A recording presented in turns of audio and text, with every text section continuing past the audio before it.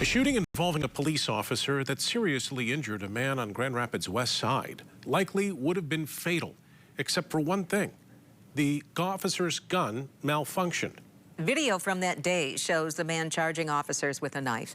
Target 8 investigator Ken Kolker has more. Grand Rapids Police Chief Eric Winstrom confirmed that an officer's gun misfired as the suspect was charging at him with a knife.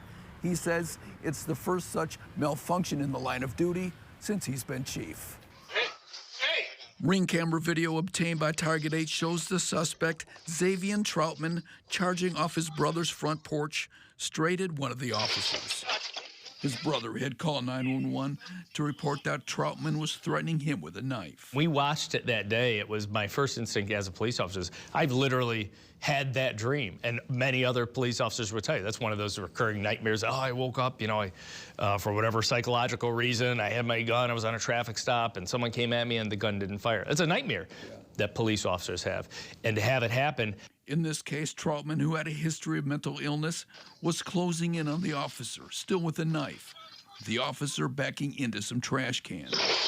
It was level. He was in a good position, a good tactical position, because the individual was running straight for him, not in a zigzag fashion. The officer pulled the trigger of his Glock 45 9mm service weapon.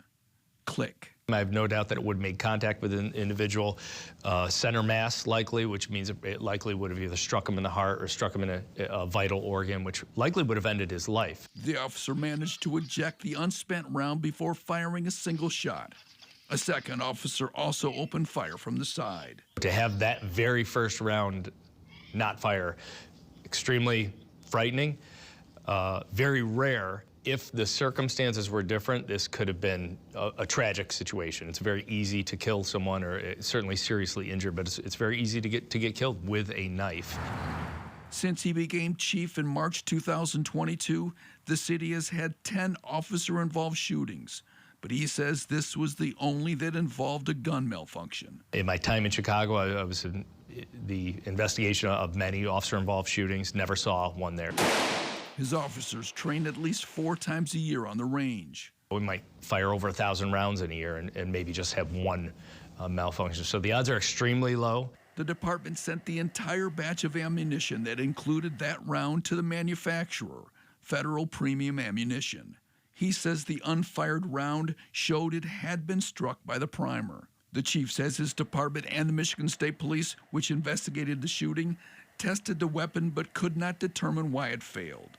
The department took the weapon out of service. Was there perhaps too much oil left the last time the officer had cleaned it, or too much solvent?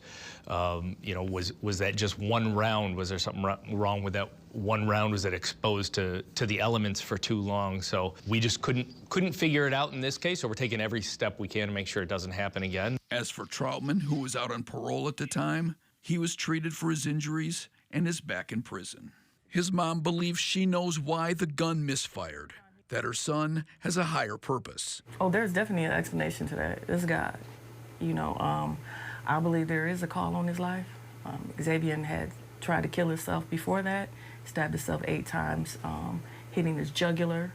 He didn't die, he survived that. 10 years from now, hopefully be telling this story about what turned his life around. And that officer now doesn't have to live the rest of his life knowing that he took someone else's life. So really, when you think about it that way, it seemed like this was the most fortunate malfunction that a police officer could possibly have.